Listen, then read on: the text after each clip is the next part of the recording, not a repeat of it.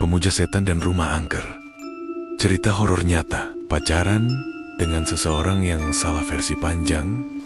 Lina bukan tipe orang yang mudah jatuh cinta. Ia dikenal mandiri, sibuk dengan kuliah dan pekerjaan sambilan di sebuah kedai kopi di Yogyakarta. Suatu hari, seorang pelanggan baru datang, duduk di sudut kafe sembari membaca buku tebal. Pria itu menarik perhatian Lina, bukan karena penampilannya, tetapi karena kebiasaan uniknya. Ia selalu menulis sesuatu di sampul buku. Setelah selesai membaca, Lina yang penasaran memberanikan diri menanyai pria itu saat kafe sepi. Dari percakapan pertama mereka terjadi. Pria itu memperkenalkan dirinya sebagai Rizal, mahasiswa tingkat akhir yang sedang menulis skripsi tentang budaya dan kepercayaan Jawa. Mereka berbincang panjang mengenai berbagai topik, mulai dari musik hingga... Rizal selalu punya pandangan berbeda yang membuat Lina tertarik. Keesokan harinya Rizal kembali datang, lalu di hari berikutnya, semakin sering bertemu, semakin dekat hubungan mereka. Rizal menghujani Lina dengan perhatian, mengantar pulang, memberikan buku, dan mendengarkan curahan hatinya. Sikap penuh pengertian itu membuat Lina merasa nyaman. 3 bulan berlalu, dan hubungan mereka semakin serius. Namun ada beberapa hal yang membuat Lina bertanya. Rizal jarang bercerita tentang keluarga atau masa kecilnya. Setiap kali Lina menyinggung topik tersebut, ia selalu berkilah dengan candaan atau mengalihkan pembicaraan. Selain itu, Rizal terkadang menghilang selama beberapa hari tanpa penjelasan. Ketika Lina menanyakan alasannya, Rizal berkata, ia harus mengurus urusan keluarga di desanya. Perasaan tidak nyaman itu terus mengganggu Lina, tetapi rasa cintanya membuatnya menepis keraguan. Suatu hari, Rizal akhirnya mengajak Lina ke desa tempat keluarganya tinggal. Supaya kamu lebih mengenalku, kata Rizal. Seakan menangkap kegelisahan Lina, desa itu terletak di lereng perbukitan. Sekitar 1 jam perjalanan dari kota. Saat memasuki gerbang desa, Lina merasakan perubahan atmosfer. Pepohonan tinggi menaungi jalan, langit tampak lebih kelabu, dan suasana sunyi. Penduduk yang mereka lewati menatap mereka dengan penuh selidik, seolah sudah mengenal Rizal. Tetapi heran, ia membawa tamu. Jalanan menanjak membawa mereka ke sebuah rumah besar. Rama itu tampak megah di masanya, namun kini kusam. Cat dinding terkelupas, beberapa kaca jendela pecah, dan halaman dipenuhi rerumputan liar. Di depan rumah, terdapat patung batu yang menghadap ke arah jalan dengan tatapan kosong, sambil menyingkirkan tanaman liar yang menutupi tangga. Rizal menjelaskan bahwa rumah ini adalah warisan keluarganya. Ayah dan ibuku merantau, jadi rumah ini kosong, katanya. Lina membantu membersihkan debu dan sarang laba. Di dalam rumah, nuansa kuno terlihat dari perabot kayu jati, foto keluarga lawas, dan lukisan dengan gaya klasik. Ruangan terasa dingin meski siang hari. Di salah satu dinding ruang tamu, tergantung lukisan seorang laki mengenakan pakaian tradisional Jawa dengan mata tajam menatap ke depan. Lina merasa seolah lukisan itu memerhatikannya kemanapun ia bergerak. Malam mulai turun ketika mereka selesai merapikan rumah. Rizal menyalakan beberapa lampu minyak di beberapa sudut ruangan karena listrik sering mati. Katanya, mereka memasak mie instan dan makan sambil bercanda untuk mengusir suasana tegang. Namun, suara dari luar rumah tidak bisa diabaikan. Suara angin yang bertiup melalui pepohonan terdengar seperti bisikan. Suara dedaunan seperti langkah kaki. Lina mencoba menenangkan diri dengan berpikir bahwa itu hanya alam. Tiba dari arah dapur terdengar suara dentingan, seolah ada piring jatuh. Lina refleks berdiri, tetapi Rizal menahannya. Biarkan aku yang cek, katanya sambil berjalan menuju dapur.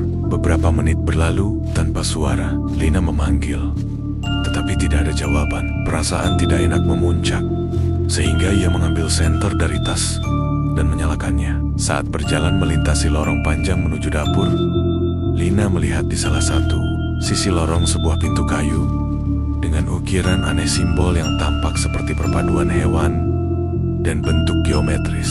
Pintu itu memiliki gembok besar yang mengkilap, seolah baru diganti. Lina menandai pintu itu dalam pikirannya, lalu melanjutkan ke dapur. Namun Rizal sudah tidak ada. Ia memanggil nama Rizal dengan nada panik. Tiba-tiba dari belakang, Rizal menepuk bahunya. Lina terlonjak kaget. "Maaf, aku ke belakang sebentar. Tadi ada suara tikus," kata Rizal sambil tertawa. Lina sedikit lega, tetapi tatapan Rizal tampak berbeda. Matanya terlihat sedikit kosong. Mereka kembali ke ruang tengah, menyalakan televisi usang untuk mengalihkan pikiran. Namun stasiun televisi lokal hanya menayangkan statik, menambah suasana tidak nyaman. Akhirnya mereka memutuskan tidur lebih cepat. Di kamar, Lina sulit tidur. Suara langkah kaki terdengar berulang di lorong. Seperti ada seseorang berjalan mondar-mandir.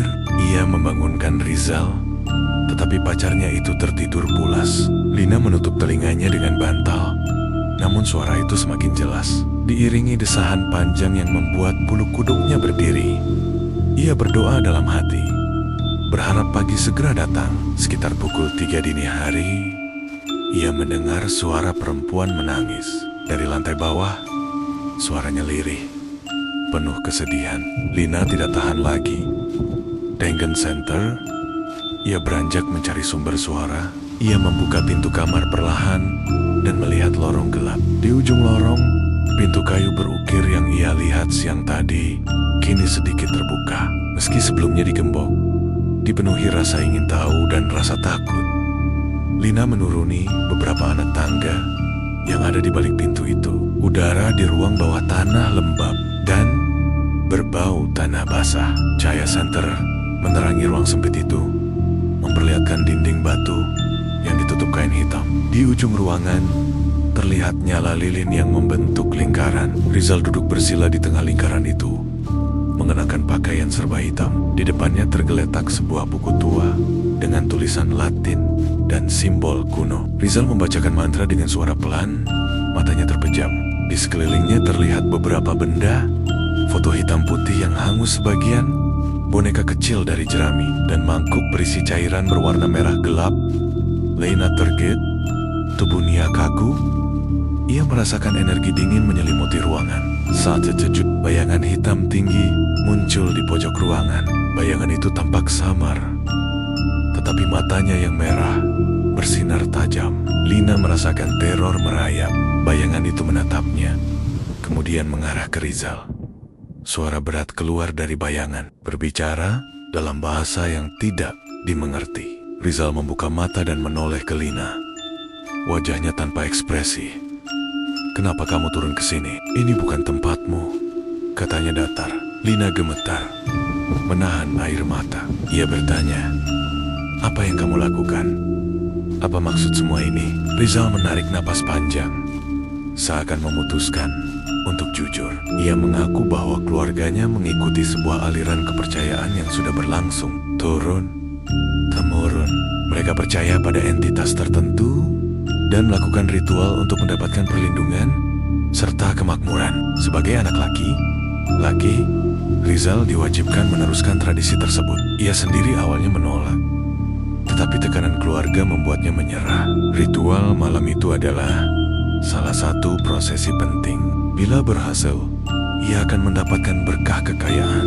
Dan Rizal berkata bahwa ia berencana memberitahu Lina suatu saat. Tetapi kehadiran Lina yang tiba mempercepat konfrontasi ini. Lina merasa dikhianati dan takut. Kisah romantis mereka selama ini bagai topeng yang menutupi kenyataan menyeramkan. Rizal yang ia cintai adalah bagian dari pemujaan, menempatkannya di tengah ritual yang tidak ia pahami. Bayangan hitam itu semakin mendekat, dan suara tangisan wanita dari sudut ruangan semakin keras. Lina tidak sanggup lagi. Ia memohon pada Rizal agar menghentikan ritual dan meninggalkan rumah itu. Rizal terdiam, lalu memadamkan lilin satu persatu. Ruangan menjadi gelap gulita. Mereka berdua berdiri dalam kegelapan. Dengan satunya, penerangan adalah senter Lina. Dalam perjalanan keluar, pintu kayu sulit dibuka.